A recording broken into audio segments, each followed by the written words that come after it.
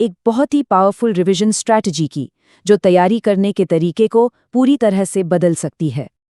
ठीक है, तो चलिए इसमें थोड़ा और डीप में जाते हैं। हम सब जानते हैं कि एस्पिरेंट्स के लिए माहौल कितना हाई प्रेशर वाला होता है। ऐसा लगता है मानो एक दौड़ चल रही है ना? ये सवाल खुद से पूछना बनता है, क्या टेस्ट शेड्यूल्स और बाजार में जो कुछ भी चल रहा है उससे एक ओवरवेलमिंग सी फीलिंग आ रही है? क्या ऐसा महसूस हो रहा है कि कहीं पीछे छूटते जा रहे हैं? अब देखिए, ये जो पॉइंट्स है ना, ये लगभग हर एस्पिरेंट की कहानी है। टेस्ट सीरीज के शेड्यूल के पीछे भागना, वो फोमो वाली फीलिंग कि कुछ छूट ना जाए, और हमेशा ये महसूस करना कि हम बाकियों से पीछे हैं, ये एक बहुत ही कॉमन स्ट्रगल है। तो यहाँ सबसे बड़ी सीख क्या है? देखिए, सॉल्यूशन किसी और की दौड़ में तेज भागना नहीं है। सॉल्यूशन है एक पल रुककर अपनी खुद की एक मजबूत स्ट्रैटेजी बनाना। ये याद रखना जरूरी है कि स्ट्रैटेजी आपकी अपनी होनी चाहिए, किसी कोचिंग इंस्टीट्यूट के शेड्यूल के हिसाब से नहीं। चलिए अब एक बहुत ही आम लेकिन गलत तरीके की बात करते हैं, जिसे ज्यादातर लोग रिवीजन का सही तरीका मान बैठते हैं। और ये स्लाइड बिल्कुल उसी दुविधा को दिखाती है। एक तरफ है आम लिनियर तरीका, मतलब एक सब्जेक्ट खत्म करो फिर दूसरा उठाओ, और दूसरी तरफ है स्ट्रेटेजिक यानी क्यूमुलेटिव तरीका। लिनियर तरीके की सबसे बड़ी दिक्कत पता है क्या है?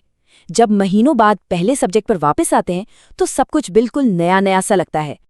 ये बात एकदम 100% सच है। अगर एक सब्जेक्ट पढ़ने के बाद एक लंबा गैप आ गया तो सारी मेहनत पर पानी फिर सकता है। ऐसा लगता है मानो कुछ पढ़ा ही नहीं था, मतलब आप वापस जीरो पर पहुंच जाते हैं। तो फिर इसका सल्यूशन क्या है? आइए अब उस स्ट्रैटेजी को समझते हैं जो असल में काम करती है और मेमोरी को मजबूत बनाती है। इसे कहते हैं क्यूमुलेटिव रिवीजन स्ट्रैटेजी।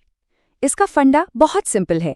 जब कोई नया सब्जेक्ट पढ़ रहे हों तो रोजाना थोड़ा सा वक्त पुराने पढ़े हुए सब्जेक्ट्स के रिवीजन के लिए जरूर निकालें।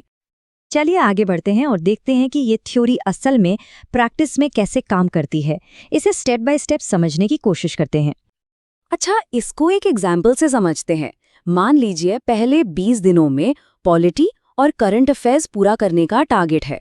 अब अगले 20 दिनों में जब हिस्ट्री पढ़ना शुरू किया तो असली खेल यहीं से शुरू होता है। अब रोज 1 से 2 घंटे पॉलिटी के रिवीजन के लिए निकालने ही निकालने हैं, और फिर जब तीसरा सब्जेक्ट मान लीजिए इकोनॉमिक्स शुरू करेंगे, तब हिस्ट्री का पहला रिवीजन और पॉलिटी का तीसरा रिवीजन साथ साथ चलेगा। और यही इस स्ट्रैटेजी का जादू है। जब तक चौथे सब्जेक्ट मान लीजिए एनवायरनमेंट पर पहुंचेंगे, तब तक पॉलिटी 4 बार और हिस्ट्री 2 बार रिवाइज हो चुकी होगी। ये बिल्कुल कंपाउंड इंटरेस्ट की तरह काम करता है। नॉलेज पर नॉलेज बिल्ड होती जाती है। अब बात करते हैं इस स्ट्रैटेजी के सबसे बड़े फायदे की, वो चीज जो इसे इतना इफेक्टिव बनाती है। जरा इस चार्ट को गौर से देखिए। ये दिखाता है कि फेमिलियरिटी की पावर कैसे काम करती है। जितनी बार रिवीजन होगा उतना ही कम टाइम लगेगा। जरा आखिर में ये एक बहुत जरूरी चेतावनी है। अगर सब्जेक्ट्स के बीच में लंबा गैप छोड़ दिया तो वो फेमिलियरिटी की पावर खत्म हो जाएगी। फिर से उतना ही टाइम लगाना पड़ेगा और आप वापस स्क्वायर 1 पर आ जाएंगे।